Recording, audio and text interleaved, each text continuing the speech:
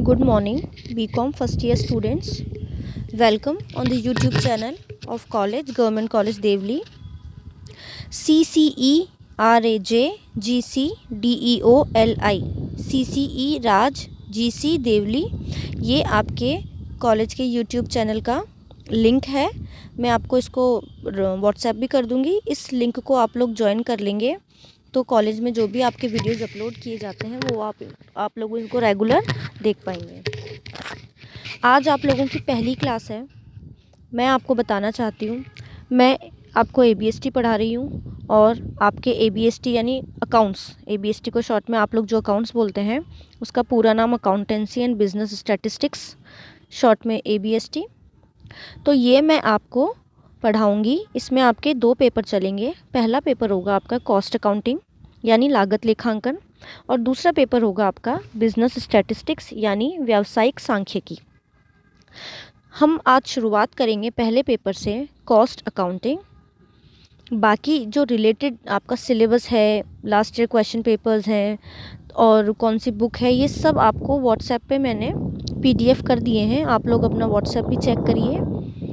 Regular जो college का group बना हुआ है उसमें आपको सारी इन्फॉर्मेशन डे टू डे जो भी आपका वीडियो अपलोड किया जाएगा, अपलोड करने से पहले वो इन्फॉर्मेशन आपको व्हाट्सएप कर दी जाएगी। तो आइए हम लोग आज डिस्कस करते हैं न्यू चैप्टर आप लोगों का। फर्स्ट चैप्टर जो है इसमें कॉस्ट अकाउंटिंग, जो पेपर हम पढ़ेंगे वो है कॉस्ट अकाउंटिंग यानी लागत लेखांकन। कॉस्टिंग आप लोगों ने स्टार्टिंग में पढ़ी हुई है। आप लोगों के 11th-12th में कॉन्सेप्ट आया होगा कॉन्सेप्ट कॉस्ट का। उसी में आगे ये उसका एक्सपेंशन है जो आप लोगों ने पढ़ा। इसमें हम आज पढ़ेंगे, नीचे आपको सब टॉपिक दिख रहा होगा, classification and elements of cost, लागत का वर्गीकरण एवं तत्व। यानी कुल मिला के हम ये देखेंगे कि लागत होती क्या है और हम इसको क्यों पढ़ें, किन किन चीज़ों से मिल के लागत बनती है, ये हम देखते हैं इस चैप्टर में। हम पढ़ेंगे एलिमेंट्स ऑफ कॉस्ट यानी लागत के तत्व। लागत क्या होती है पहले मैं आपको ये बताती हूँ। बहुत सिंपल टर्म है लागत का। लागत, कॉस्ट जिसको हम बोलेंगे, कॉस्ट मतलब किसी भी प्रोडक्ट का या किसी भी सर्विस का होने वाला जो खर्च है या किसी भी वस्तु के निर्माण में जो विभिन्न प्रकार के व्यय होते हैं वो उसकी कॉस्ट होती है। That means expenses which are incurred for manufacturing of a particular product is cost. मैं आप लोगों को एक छोटा सा एग्जांपल देती हूँ पेन का। पेन बनता है, उसमें हमें प्लास्टिक की ज़रूरत होती है, रिफ़िल की ज़रूरत होती है, उसकी निब की ज़रूरत होती है, उसके अंदर इंक भरते हैं उसकी ज़रूरत होती है। तो इन सब चीज़ों को मिलके, यानी आपने प्लास्टिक, आपका ये सब रॉ मटेरियल है, कच्चा माल है, ये सब चीज़ें आपने इकट्ठी करी, प्लास्टिक, उसकी ग्रिप, उसके कैप की प्लास्टिक यानी और उसकी इंक, ये सब चीज़ें आपने इकट्ठी करी। तो ये अभी तक सिर्फ मटेरियल है आपके पास। फिर जब ये आप इसको असेंबल करेंगे, एक आकार देंगे, तो ये पूरा एक पेन बन जाएगा। तो एक प्रोडक्ट को बनने तक, एक उत्पाद को निर्माण होने तक यानी बिकने लायक, यानी जिसको हम मार्केट में सेल करते हैं, उस स्टेज तक पहुंचने पर जो खर्चा होता है वो आपकी लागत कहलाती है। This is cost. तो ये मैं आपको थोड़ा शॉर्ट में एक्सप्लेन कर रही हूँ क्या होती है लागत। बाकी आपको नोट्स मैंने भेज दिए हैं PDF उसमें व्हाट्सएप ग्रुप में। तो लागत का वर्गीकरण हम आज देखेंगे कि किन किन चीज़ों को मिलके लागत बनती है। अब आप लोगों को स्क्रीन पे दिख रहा होगा पहला मटेरियल कॉस्ट, यानी पहला हम ये वाला पढ़ेंगे मटेरियल कॉस्ट, सामग्री लागत।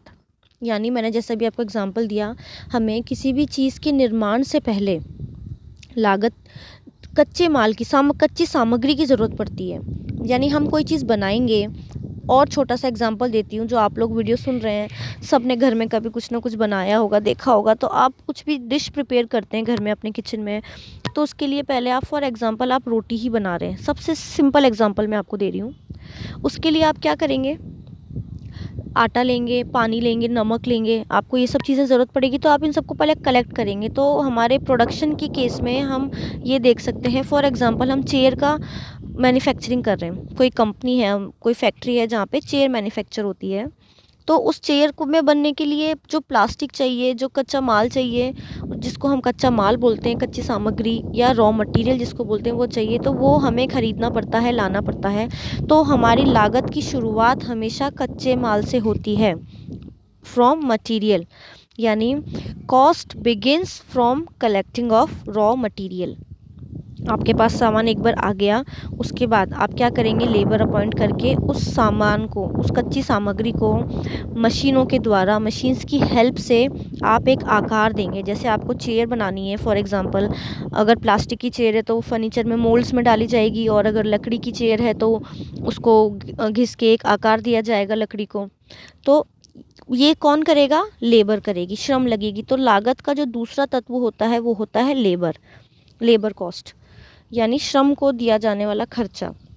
ये खर्चा बढ़ाता है, क्योंकि कच्ची सामग्री आ गई तो वो अपने आप प्रोडक्ट नहीं बन जाएगी, उसको कौन बनाएगा, ह्यूमंस बनाएंगे, लेबर बनाएंगे। लेबर, तो वो लेबर काम करेंगे तो उसके बदले हम उन्हें पैसा देंगे। कंपनी क्या करेगी, फैक्ट्री उनको पैसा देगी, तो यहाँ कॉस्ट बढ़ जाएगी उस सामग्री की। उसके बाद एक बार सामग्री बन के तैयार हो गई तो वो बिकने की स्टेज तक जाएगी, जैसे कि सामानों की पैकेजिंग होगी, ट्रांसपोर्टेशन होगा, क्योंकि फैक्ट्री अलग जगह होती है, उसको अलग अलग जगहों पे हमें डिस्ट्रीब्यूट करना पड़ता है ताकि वो कस्टमर्स तक मार्केट में पहुंच सके। तो इसके लिए उसकी पैकेजिंग भी करनी पड़ती है अच्छी तरीके से, और ट्रांसपोर्टेशन भी करना पड़ता है एक जगह से दूसरी जगह। तो ये हो जाएंगे आपके एक्सपेंसेस, व्यय, खर्चे। तो ये 3 बेसिक चीज़ें हैं जिनको मिलके कॉस्ट बनती है, material cost, labour cost and expenses. सामग्री लागत, श्रम लागत और व्यय। सामग्री लागत और श्रम लागत जो होते हैं, ये आपके ये आकार देने तक, यानी एक कच्चे सामान को आकार देने तक ये 2 लागत लगती हैं। उसके बाद जो डिस्ट्रीब्यूशन होता है सामानों का, अन्य खर्चे जो होते हैं वो आपके एक्सपेंसेस में आते हैं। ठीक है, ये बेसिक बात हुई कॉस्ट की। उसके बाद आपको एक चीज़ और बताती हूँ, जो लागत होती है, कॉस्ट होती है, उसमें 2 चीज़ें शामिल, 2 तरीके की कॉस्ट शामिल होती है। एक डायरेक्ट कॉस्ट, एक इनडायरेक्ट कॉस्ट, प्रत्यक्ष और अप्रत्यक्ष। ठीक है, तो जो भी लागत होगी उसके 2 प्रकार होंगे, लागत के 2 टाइप्स होंगे। There are always 2 types of cost, one is direct and one is indirect. देखिए, मटेरियल कॉस्ट की जब हमने बात करी थी तो इसमें भी यहाँ पे 2 क्लासिफिकेशन हो रहे हैं, डायरेक्ट मटेरियल और इनडायरेक्ट मटेरियल। ठीक है, लेबर की जब हमने बात करी थी तो यहाँ पे भी 2 हो गए, डायरेक्ट लेबर और इनडायरेक्ट लेबर। मैं आपको भी एग्जांपल से समझाती हूँ इनमें क्या अंतर है, क्या होते हैं ये। और एक्सपेंसेस की जब हमने बात करी तो यहाँ भी हमारे पास 2 हैं, डायरेक्ट एक्सपेंस और इनडायरेक्ट एक्सपेंसेस। तो डायरेक्ट कॉस्ट की मैं बात करूँ, चाहे वो whether it is material, labour और expenses, direct cost is direct related to manufacturing process of a product, यानी जो प्रत्यक्ष खर्चे हैं या प्रत्यक्ष लागत है वो वस्तु के उत्पादन या निर्माण से सीधे तौर पर जुड़ी हुई होती है। फॉर एग्जाम्पल, डायरेक्ट मटेरियल की मैं बात करती हूँ, प्रत्यक्ष सामग्री, यानी सामग्री, जैसे मैंने आपको एग्जांपल दिया, लकड़ी की चेयर बनती है तो वुड जो है आपकी कच्ची सामग्री हो जाएगी, प्लास्टिक की चेयर बन रही तो वो जो प्लास्टिक है वो आपकी कच्ची सामग्री हो जाएगी। तो इस कच्ची सामग्री के बिना उत्पादन पॉसिबल नहीं है, आपका मैन्युफैक्चरिंग स्टार्ट नहीं होगा, यानी आपके पास वुड ही नहीं होगी, लकड़ी नहीं होगी, तो आप लकड़ी की चेयर कैसे बनाएंगे। तो ये लकड़ी जो है, कच्चा माल जो है, ये डायरेक्ट रिलेटेड है किससे, आपके प्रोडक्शन से, तो ये डायरेक्ट हो गया। अब है इनडायरेक्ट मटेरियल। इनडायरेक्ट मटेरियल वो होते हैं जो मैन्युफैक्चरिंग यानी उत्पादन से सीधे तौर पर जुड़े हुए नहीं होते। तो मैं अगर चेयर की बात करूं, लकड़ी की चेयर की मैं बात करती हूँ, तो यहाँ पे अप्रत्यक्ष सामग्री कौन सी होगी, उस पे उसको पैकेजिंग, आप मान लो आपको पैकेजिंग करनी है, उसको ट्रांसपोर्ट करना है, तो उसके लिए आप सामग्री तो लाए हैं। अब मान लिया आप कार्टून लेकर आए हैं जिसमें पैकिंग होती है, बड़े उनसे आपको उसको प्रॉपर रैप करना है ताकि उसको ट्रांसपोर्टेशन में कोई नुकसान ना पहुंचे, तो उसके लिए आप पैकेजिंग का सामान लेके आएंगे, वो भी सामग्री कहलाएगी, लेकिन वो अप्रत्यक्ष सामग्री कहलाएगी, क्योंकि उन कार्टून्स, उन गत्तों के बिना इसका उत्पादन संभव है। उसका खरीदना या ना खरीदना, यानी गत्तों का पैकिंग के लिए पैकेजिंग का सामान खरीदना या ना खरीदना चेयर के उत्पादन पे कहीं भी प्रभाव नहीं डालता है। तो ये आपकी अप्रत्यक्ष सामग्री होती है, यानी सामग्री तो क्या लगेगी, कच्ची सामग्री, जैसे टेप आएगी फॉर एग्जांपल, उसके ऊपर उस कार्टून को चिपकाने के लिए टेप आती है, तो वो सामग्री, लेकिन ये उत्पादन से जुड़ी हुई नहीं है, ये किससे जुड़ी हुई है, प्रोडक्शन से, तो ये अप्रत्यक्ष कहलाएगी। ठीक है, फिर हम बात करेंगे लेबर की। लेबर में हम पढ़ रहे हैं डायरेक्ट, जो वो मज़दूर जो चेयर बना रहे हैं, सीधे तौर पर जो लकड़ी की चेयर बना रहे हैं या प्लास्टिक की चेयर बना रहे हैं, वो तो आपकी डायरेक्ट लेबर हो गई, यानी प्रत्यक्ष श्रम हो गया आपका।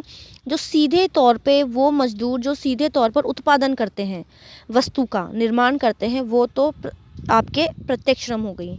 और अप्रत्यक्ष श्रम कौन सी हो गई, वो मज़दूर, माल आपका बन के तैयार है, चेयर आपकी बन के तैयार है, अब आपको क्या करनी है, उसकी पैकेजिंग करनी है, या फिर उसकी आपको लोड करवाना है सामान, आपको ट्रक के अंदर लोड करवाना है फैक्ट्री में, उसके बाद उसको अनपैकिंग करवानी है, उसको बेचने के लिए डिस्ट्रीब्यूट करना है मार्केट में, तो आपको लेबर की ज़रूरत तो यहाँ भी पड़ती है। लेकिन ये वो लेबर होती है जो आपके प्रोडक्शन से डायरेक्ट रिलेटेड नहीं होती है, यानी ये किससे जुड़ी हुई, निर्माण प्रक्रिया पूरी होने के बाद जिस लेबर की ज़रूरत पड़ती है वो आपका अप्रत्यक्ष श्रम होता है। यानी those labours who work or contribute their services after production, they are indirect labor। कुल मिला के इनडायरेक्ट चीज़ें वो होती हैं जो which are not directly related to production and direct cost is which is directly related to production। अब हम बात करेंगे हमारे थर्ड एलिमेंट की, एक्सपेंस की। इसमें भी दो चीज़ें थी, डायरेक्ट और इनडायरेक्ट। तो वही चीज़ें हैं जो खर्चे प्रत्यक्ष तौर पर उत्पादन से जुड़े हुए हैं, जैसे लाइट के बिना उत्पादन नहीं होगा, या फिर और छोटे मोटे जो बहुत खर्चे होते हैं फैक्ट्री में जिनके बिना उत्पादन संभव नहीं है। जैसे आपकी मशीन्स को चलाने के लिए डीजल आएगा, पेट्रोल जो जिससे भी उसकी मेंटेनेंस होती है, सर्विस होती है, चलती हैं, वो चीज़ें आएंगी, लाइट हो गई आपकी। तो ये सब चीज़ें क्या हैं, आपके डायरेक्ट खर्चे हैं। मेंटेनेंस के लिए आपने, मशीन्स की मेंटेनेंस के लिए आपने कुछ रखा हुआ है, कोई लेबर रखी हुई है, मशीन की मेंटेनेंस आपको करवानी पड़ती है, टाइम टू टाइम मशीन्स को आपको रेडी रखना पड़ता है। तो ये जो खर्चे हो गए डायरेक्ट हो गए, क्योंकि अगर मशीन ही सही नहीं होंगी तो आपका प्रोडक्शन भी पॉसिबल नहीं है। तो ऐसे खर्चे which are directly related to production, जो सीधे तौर पर आपके उत्पादन को प्रभावित करते हैं, वो खर्चे आपके डायरेक्ट एक्सपेंसेस होते हैं। और इनडायरेक्ट वो होते हैं जो सीधे तौर पर जुड़े हुए नहीं होते, यानी अप्रत्यक्ष। फॉर एग्ज़ाम्पल, आपने फ़र्श की सफाई करने के लिए आप जो रूम आपने जहाँ फैक्ट्री है आप उसका किराया देते हैं, तो ये आपके उत्पादन से सीधा तौर पर जुड़ा हुआ नहीं है, तो ये आपका कौन सा होगा, अप्रत्यक्ष खर्चा होगा। तो अब आपने जो रेंट का, अगर आपने जो फैक्ट्री रेंट पे ले रखी है, अगर आप उसका किराया दे रहे हैं, तो ये आपके उत्पादन से, आपके मैन्युफैक्चरिंग प्रोसेस से सीधे तौर पर जुड़ा हुआ खर्चा नहीं है, तो ये आपका कौन सा हो जाएगा, इनडायरेक्ट एक्सपेंसेस हो जाएगा। तो इस तरीके से जो खर्चे आपके सीधे तौर पर उत्पादन से जुड़े हुए होते हैं वो आपके डायरेक्ट कॉस्ट होती है आपकी, whether it is material, it is labour और एक्सपेंसेस। और जो डायरेक्टली नहीं जुड़े हुए होते they are indirect cost, whether it is material, labour और एक्सपेंसेस। तो इस तरीके से मैंने आपको कॉस्ट का ब्रीफ एक्सप्लेनेशन दिया है कि कॉस्ट क्या होती है। अब डायरेक्ट कॉस्ट तो डायरेक्ट होती है जो आपके प्रोडक्ट से रिलेटेड होती है। इनडायरेक्ट कॉस्ट को हम यहाँ पे ओवरहेड्स बोलते हैं। देखिए यहाँ पे आपको एरो दिख रहे होंगे इनडायरेक्ट कॉस्ट की, ये वाली इनडायरेक्ट कॉस्ट एक्सपेंसेस की, इनडायरेक्ट कॉस्ट ऑफ लेबर और इनडायरेक्ट कॉस्ट ऑफ मटेरियल। ये तीनों चीज़ें क्या कहलाएंगी, ओवरहेड्स, ऊपरी व्यय इनको बोलते हैं। आई होप ये सब लोग आपको अब रिकॉल हो गई होंगी चीज़ें जो आपने पहले पढ़ी। तो जो ओवरहेड्स होते हैं वो तीन तरीके के होते हैं यहाँ पे। फैक्ट्री ओवरहेड यानी आपके फैक्ट्री के खर्चे, दूसरा है एडमिनिस्ट्रेटिव यानी प्रशासनिक ऊपरी व्यय ये वाले, और थर्ड है यहाँ पे सेलिंग वाले, सेलिंग एंड डिस्ट्रीब्यूशन, विक्रय एवं वितरण संबंध ऊपरी व्यय। तो जो भी इनडायरेक्ट चीज़ें होती हैं वो ओवरहेड्स होती हैं। इसी नाम से आगे जाके आपके पास चैप्टर भी आएगा है। ओवरहेड्स तीन तरीके के होते हैं, फिर आपको बताती हूँ। एक तो कारखाना, क्योंकि शुरुआत किसी भी कॉस्ट की शुरुआत ही फैक्ट्री से होती है, क्योंकि वहीं रॉ मटेरियल आएगा, वहीं लेबर लगेगी, वहीं एक्सपेंसेस लग के प्रोडक्ट कंप्लीट होगा। उसके बाद ऑफिस वर्क होगा उसके ऊपर, तो एडमिनिस्ट्रेटिव हो गया सेकंड यहाँ पे। थर्ड है यहाँ पे सेलिंग एंड डिस्ट्रीब्यूशन, यानी एक बार जब सारी फॉर्मेलिटीज़, आपका प्रोडक्ट बन के भी तैयार है, ऑफिस फॉर्मेलिटी सारी कंप्लीट हो गई हैं, उसके बाद वो क्या होगा, मार्केट में डिस्ट्रीब्यूट होगा और उसकी सेल होगी, तो उससे रिलेटेड जो भी खर्चे होंगे वो आपके सेलिंग एंड डिस्ट्रीब्यूशन ओवरहेड्स या विक्रय एवं वितरण संबंधित खर्चे कहलाएंगे। ये थर्ड वाला पॉइंट है यहाँ पे, ठीक है।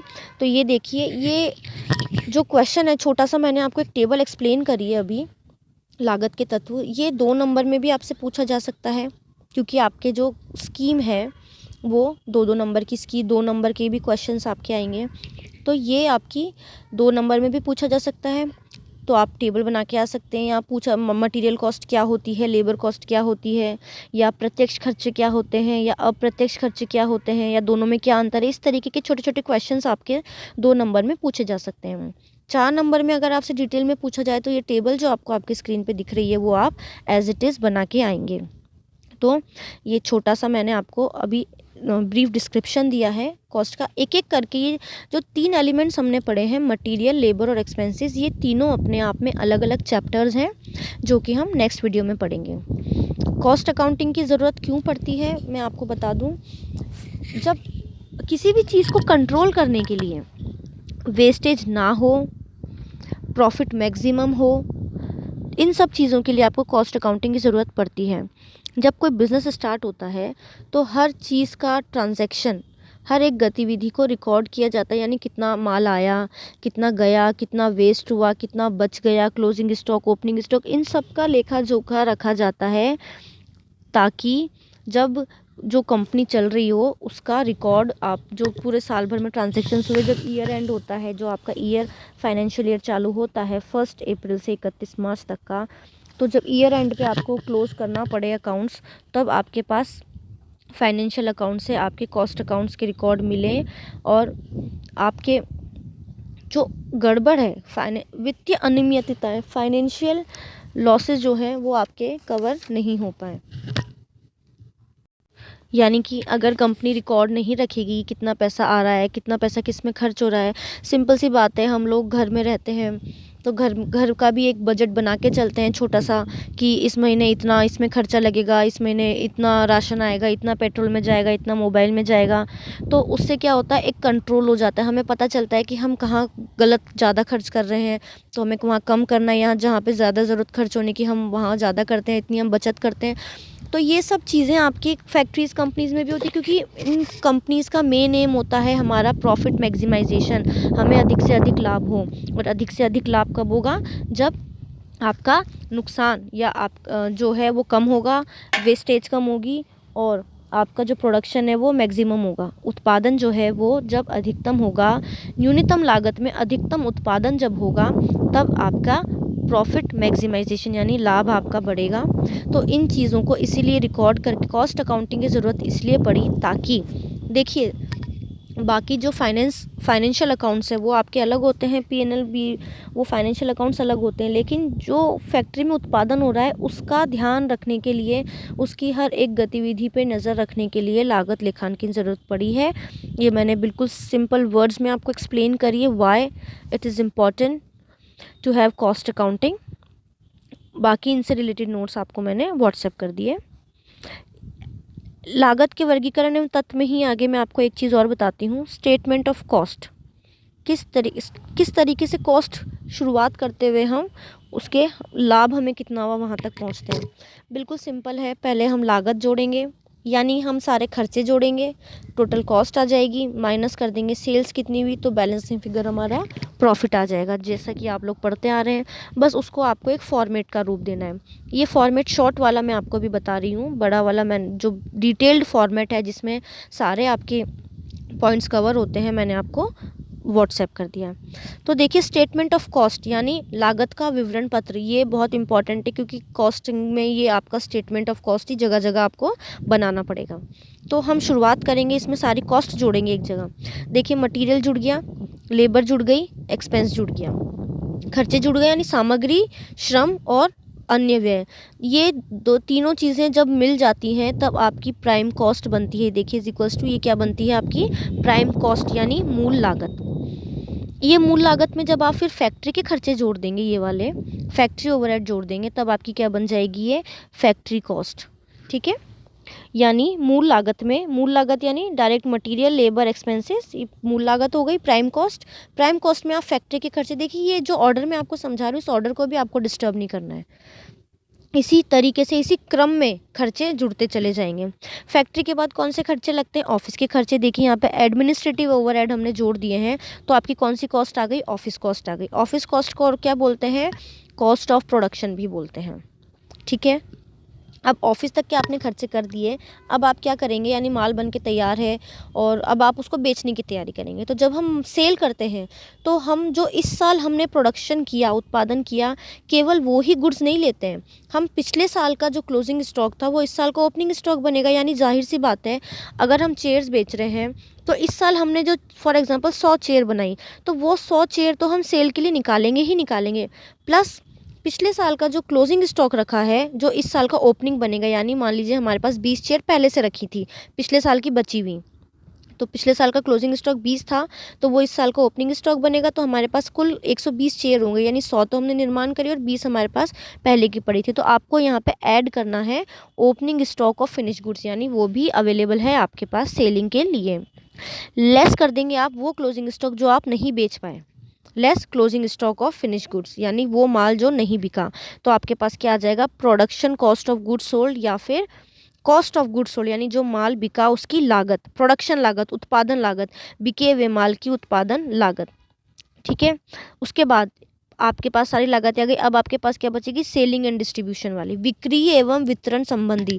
यानी अब आपके पास सारी कॉस्ट आपने उसमें ऐड कर दी है, बस अब आप लास्ट में कौन सी कॉस्ट ऐड होती है? उसकी बिक्री से संबंधित। जैसे कि आपको उनका ट्रांसपोर्टेशन चार्जेस जोड़ना होता है, आप अगर सेल्समैन से बिकवाते हैं, किसी की उनको वहाँ तक पहुँचाते हैं, उसमें पैकेजिंग चार्ज ऐड करते हैं, एडवर्टीजमेंट का खर्चा आप निकालते हैं, तो ये सब क्या है? आपका सेलिंग एंड डिस्ट्रीब्यूशन ओवरहेड्स। तो ये सब जोड़ेंगे तो आपकी क्या आ जाएगी? कॉस्ट ऑफ सेल, यानी जो माल बिका उसकी कॉस्ट, या फिर टोटल कॉस्ट ऑफ गुड्स, जो माल बिका उसकी कुल लागत। अब इस कुल लागत में से आप क्या करेंगे? प्रॉफिट जोड़ देंगे तो आपकी सेल आ जाएगी।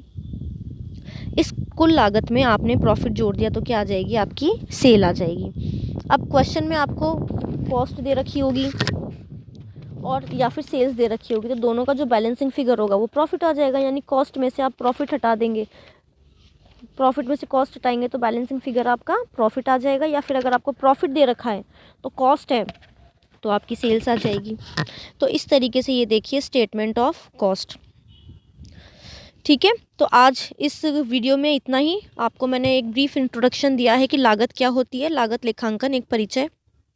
बाकी आप लोग नोट्स पढ़िए, आपको समझ में आएगा। नेक्स्ट वीडियो में हम मटेरियल जो फर्स्ट एलिमेंट है कॉस्ट का वो हम स्टार्ट करेंगे।